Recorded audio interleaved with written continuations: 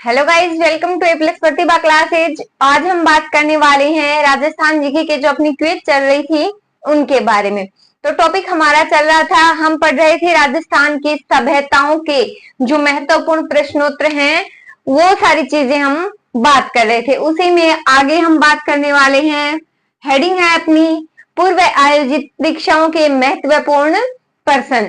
तो जो सभ्यताएं हमने कंप्लीट कर ली है उनमें से हम छांट कर क्या देख रहे हैं, उनके क्वेश्चन आंसर देख रहे हैं। तो इसी के साथ आगे बढ़ते हैं। आज का पहला क्वेश्चन रहेगा, आहड़ को ताम्रवती के नाम से भी जाना जाता था। तो क्यों जाना जाता था? जैसे कि हम सब जानते हैं कि आहड़ को ताम्रवती नगरी के नाम से भी जाना जाता था, ठीक है, लेकिन इसका कारण क्या है, रीजन पूछा गया है। तो क्वेश्चन लिखिए, आज का पहला क्वेश्चन लिखे, आहड़ को ताम्रवती के नाम से जाना जाता था क्योंकि। क्वेश्चन लगाओ, लिखना स्टार्ट करो। आहड़ को ताम्रवती नगरी के नाम से क्यों जाना जाता था? नगरी के नाम से क्यों जाना जाता था?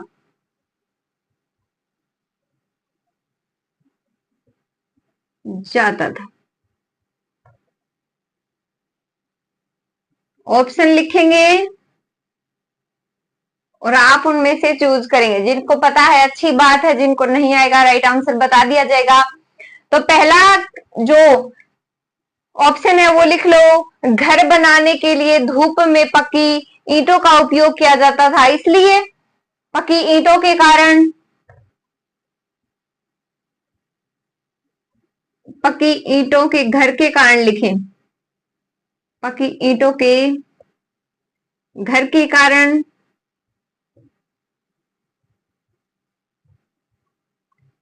फर्स्ट ऑप्शन लिखें। नेक्स्ट है, जली हुई ईंटों का निर्माण पाया गया, इस कारण।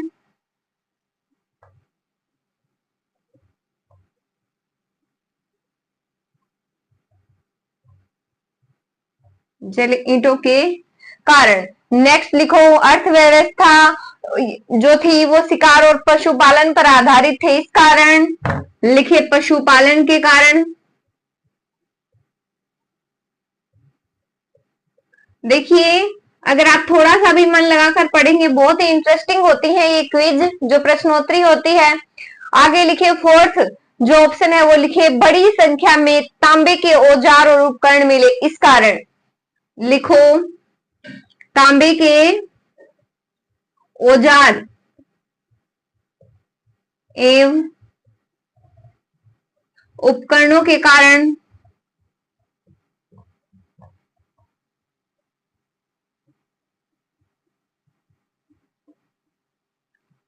तो एक आपको इनमें से चूज करना है जो इसका राइट आंसर होगा। तो आपके हिसाब से इसका राइट आंसर कौन सा है? देखो, क्वेश्चन को बड़े ध्यान से समझना है। आहड़ को ताम्रवती के नाम से क्यों जाना जाता था? क्वेश्चन यही है, बिल्कुल यही है।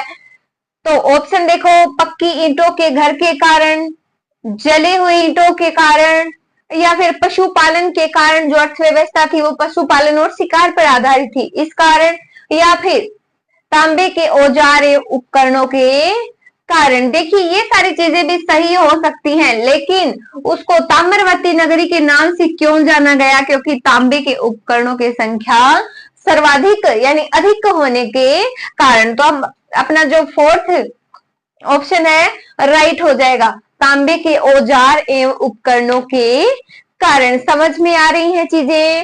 इसी के साथ नेक्स्ट, या स्क्रीनशॉट लो या फिर साथ साथ नोट करो, ये ऑप्शन सही रहेगा। नेक्स्ट देखो क्वेश्चन,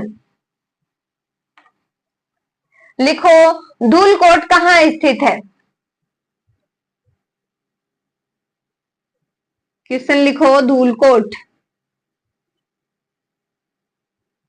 कहां स्थित है?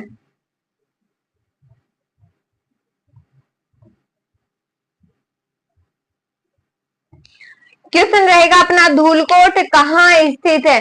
तो कहाँ है भाई धूलकोट, बताओ धूलकोट कहाँ पर है? कालीबंगा में है, बैराठ में है, आहड़ में है, बालाथल में है, कहाँ पर है? तो ऑप्शन लगा लो, ऑप्शन ए लिखो कालीबंगा, ऑप्शन बी लिखो आहड़, ऑप्शन सी लिखो बालाथल, ऑप्शन डी लिखो बैराठ।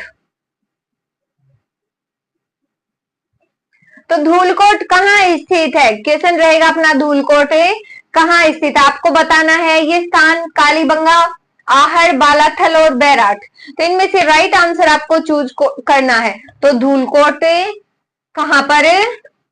आहड़ राइट आंसर हो जाएगा। राइट आंसर टिक करो, बाकी तीनों रॉन्ग रहेंगे। नेक्स्ट देखो अगला क्वेश्चन, इसी के साथ इसका स्क्रीनशॉट लो, आगे बढ़ते हैं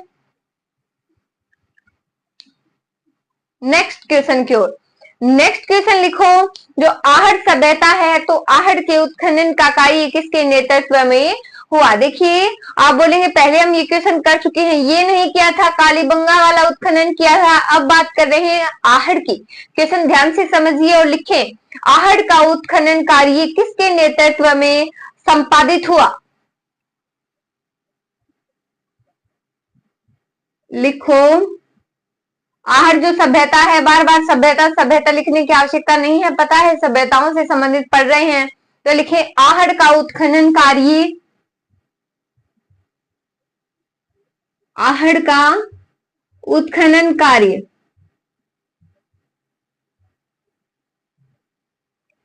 किसके नेतृत्व में, किसके नेतृत्व में संपादित हुआ?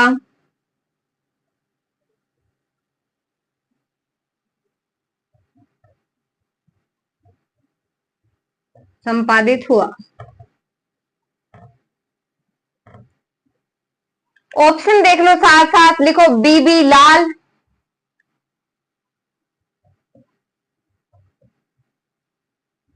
बीबी लाल, बीके थापर, लिखो ये भी सभ्यताओं में थे, BK Thapar, H D Sankalia,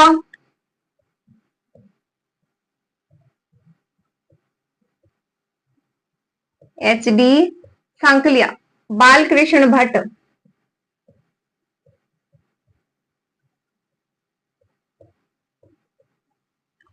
तो आहड़ का उत्खनन कार्य किसके नेतृत्व में संपादित हुआ?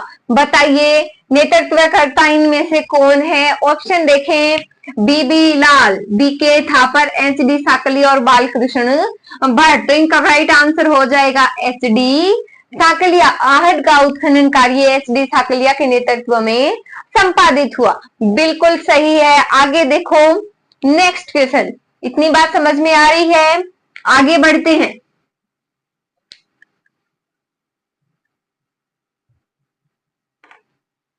चलिए नेक्स्ट क्वेश्चन लिखो, आहड़ सभ्यता का उत्खनन कार्य सन क्या थी? 1953 थी। ध्यान में रखा करो थोड़ा सा, 1953। तो इस सर्वप्रथम किसके निर्देशन में हुआ था वो बात करते हैं। अब बात करेंगे, आप कहेंगे अभी तो किया है, वो नहीं था, वो निर्देशन में हुआ पूछ रही हूँ, संपादित किया नहीं पूछ रही हूँ। तो जो कंफ्यूज वाले क्वेश्चन है अभी क्लियर कर दे रही हूँ, साथ साथ लिखें।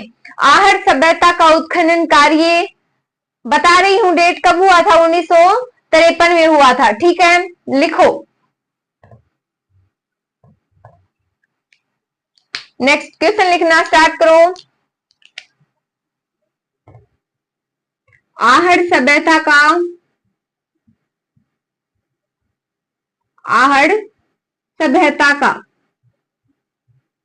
उत्खनन कार्य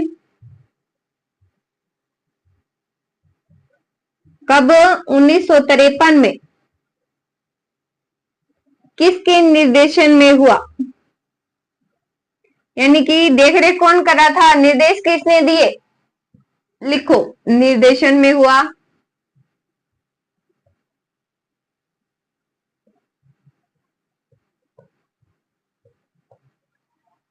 तो आपको उस निर्देशक का नाम पता करना है, किसके निर्देशन में हुआ।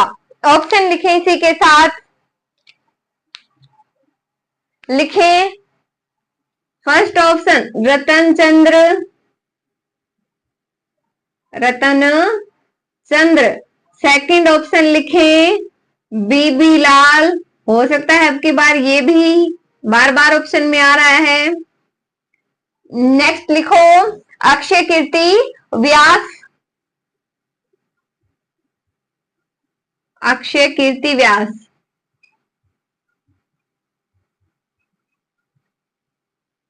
या उपरोक्त सभी, बताओ कौन सा राइट आंसर होना चाहिए आपके हिसाब से। देखो आहट सभ्यता का उत्खनन कार्य 1953 में हुआ। एक क्वेश्चन तो यहाँ क्लियर हो रहा है कि कब हुआ, तो 1953 में।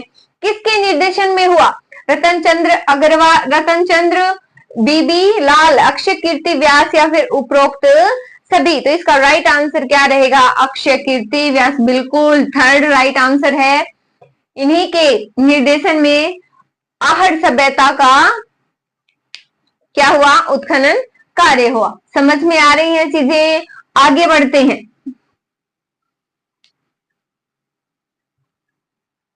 चलो नेक्स्ट क्वेश्चन लिखो। प्राचीन काल में निम्न में से किस स्थान को ताम्रवती के नाम से जाना जाता था। देखो गणेश्वर भी हो सकती है, आहट भी हो सकती है, कालीबंगा भी हो सकती है। चलो साथ में देख लेते हैं। ताम्रवती नाम से किस सभ्यता को जाना जाता था, अलग क्वेश्चन है। ताम्रवती नगरी के नाम से,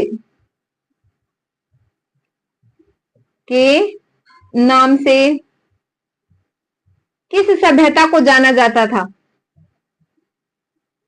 किस सभ्यता को जाना जाता था।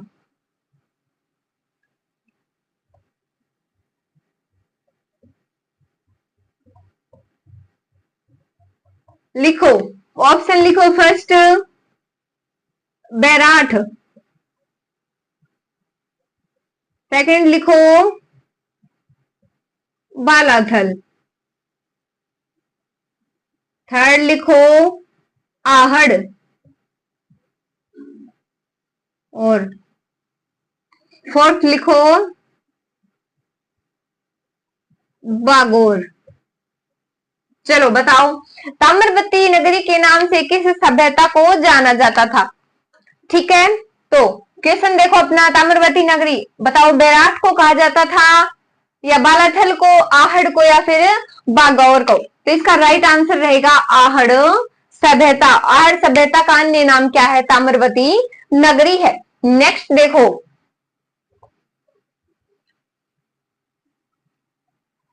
नेक्स्ट क्वेश्चन लगाओ। राजस्थान की कौन सी सभ्यता बनास, बेड़च, वागन, गंभीरी और कोठारी नदियों के तटों और घाटियों में बसी है। तो चलो बहुत बार पूछा गया क्वेश्चन है ये, बताऊं किस में पूछा गया था। लैब असिस्टेंट वाला जो पेपर हुआ था 2022 में ये क्वेश्चन आया हुआ है। ठीक है, और भी कई सारी भर्तियों में क्वेश्चन आया ही है। लिखो प्राचीन काल में, लिखो प्राचीन काल में निम्न में से,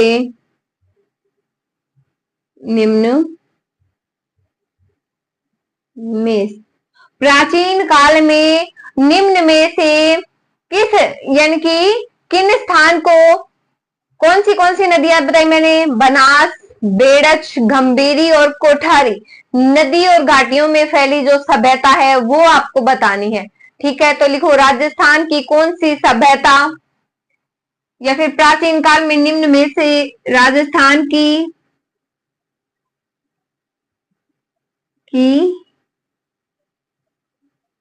कौन सी सभ्यता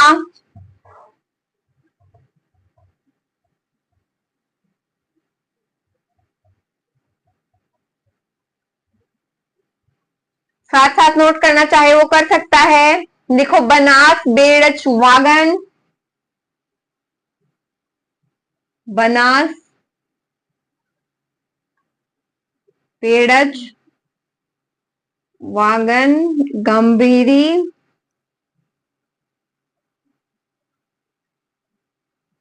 गंभीरी लिखना है, गंभीरी। और कोठारी नदी,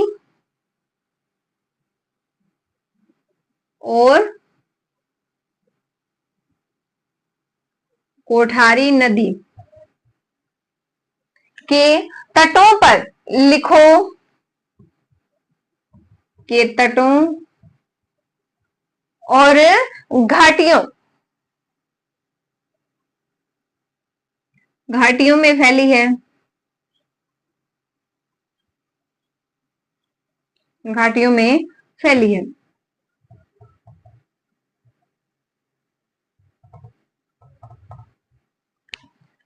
बताओ, ऑप्शन दूं आपको, लिखो। इसके आगे ऑप्शन लिखना स्टार्ट करो। गणेश्वर,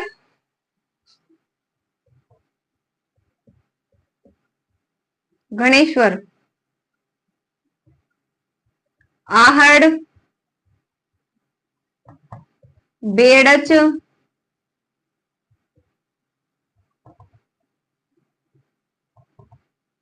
और बालक। बताओ, बहुत ही विशेष क्वेश्चन है कि राजस्थान की कौन सी सभ्यता बनास, बेड़च, गंभीरी, वागन इन नदी के तटों और किन पर, घाटियों पर फैली है? ऐसी कौन सी सभ्यता थी? गणेश्वर थी, आहड़ थी, बेड़च थी, या फिर बालातल थी? तो ऐसी सभ्यता कौन सी थी? ऑप्शन रहेगा बी राइट आंसर। ऐसी सभ्यता है आहड़। आहड़ को राइट आंसर कीजिए और आगे बढ़े। लिख लिया? नेक्स्ट देखो,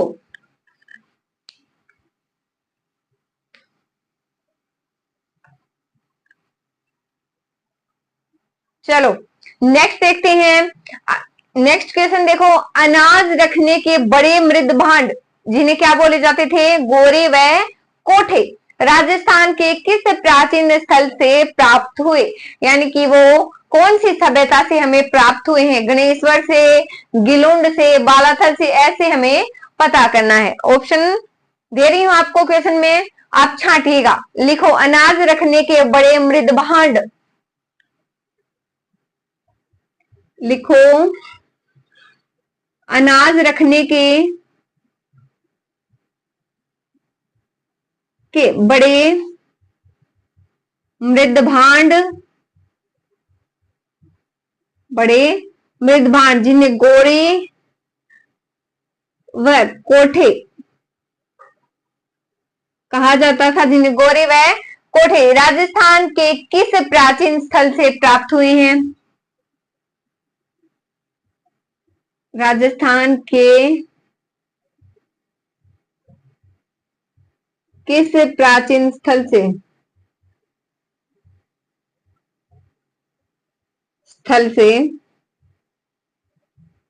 प्राप्त हुए हैं?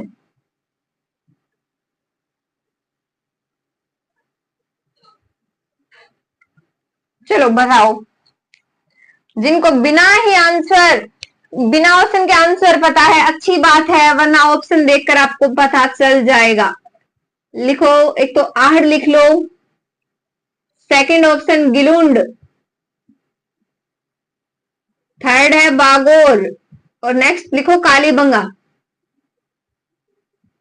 कालीबंगा। तो देखो, अनाज रखने के बड़े मृद भांड, एक क्वेश्चन यहाँ क्लियर हो रहा है कि अनाज रखने के बड़े मृद भांड क्या कहलाते थे? गोरे व कोठे जिन्हें कहा जाता था।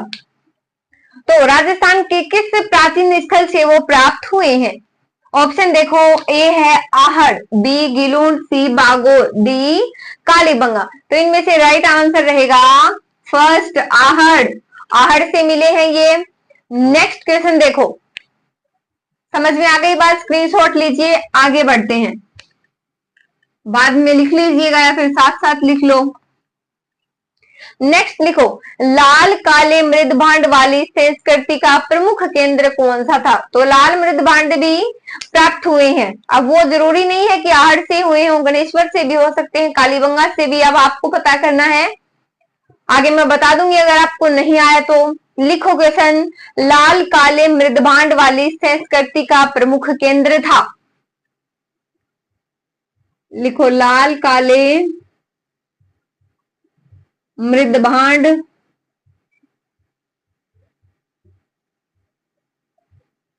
वाली संस्कृति का प्रमुख केंद्र।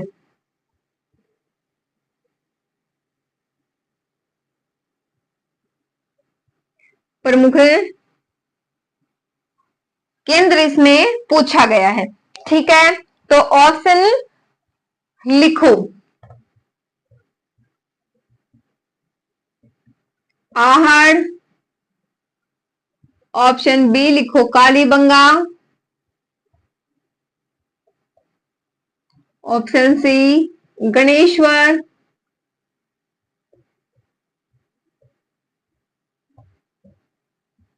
बैराट। बताओ, लाल काले मृदभांड वाली संस्कृति का प्रमुख केंद्र कौन सा है? ऑप्शन ए है Ahar, option B Kalibangan, option C Ganeshwar, option D Bairat. तो इसका राइट आंसर क्या रहेगा बताओ? तो इसका राइट आंसर रहेगा बी, बिल्कुल सही। क्या रहेगा? लाल काले वाले का आंसर इसका ए रहेगा।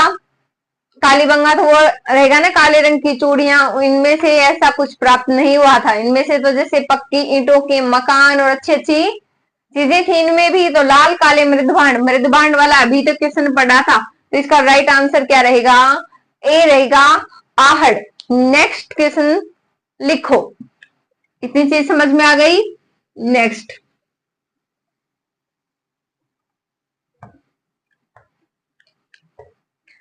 लिखो, नेक्स्ट, गणेश्वर सभ्यता किस काल से संबंधित है? लिखो, गणेश्वर सभ्यता किस काल से संबंधित है?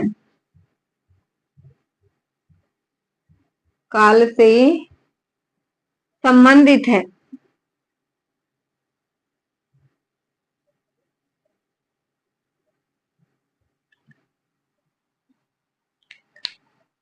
ऑप्शन लिखो इसके।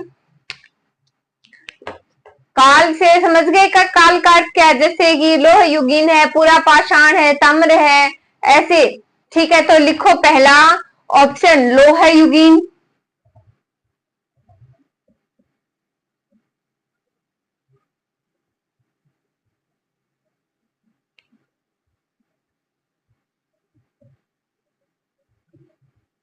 ताम्र पाषाण या कांस्य युगीन। थर्ड लिखो हड़प्पा युगीन। और 4 नंबर ऑप्शन लिख लो, पूरा पाषाण कालीन। पूरा पाषाण कालीन। तो बताओ, गणेश्वर सभ्यता किस काल से संबंधित है? हड़प्पा कालीन है, लोह युगीन है, ताम्र या कांस्य है, या फिर पूरा पाषाण है? तो बताओ कौन सा ऑप्शन सही रहेगा? तो ताम्र पाषाण इसका सही उत्तर होगा। चलो स्क्रीनशॉट लो, आगे बढ़ते हैं। समझ में आ रही हैं चीजें? चलिए आगे बढ़ते हैं। नेक्स्ट लिखो, जो गणेश्वर सभ्यता थी किस नदी के किनारे विकसित हुई या किस नदी के किनारे स्थित है? लिखो, गणेश्वर सभ्यता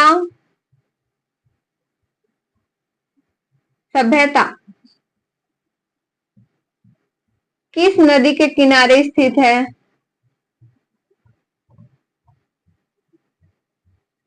के किनारे स्थित है।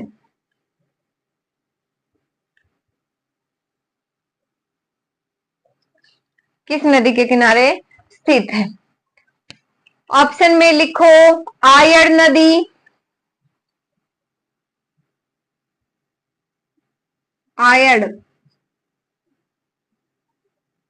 बनास नदी,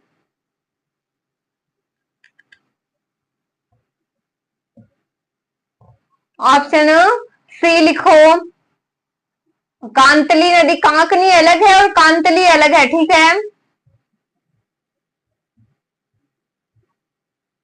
या कांकनेय? बताओ। गणेश्वर सभ्यता किस नदी के किनारे स्थित है? ऑप्शन रहेंगे ए आयड़, बी बनास, सी कांतली, डी कांकनी। तो इसका राइट आंसर रहेगा सी, बिल्कुल राइट आंसर है Kantli. Thank you so much guys.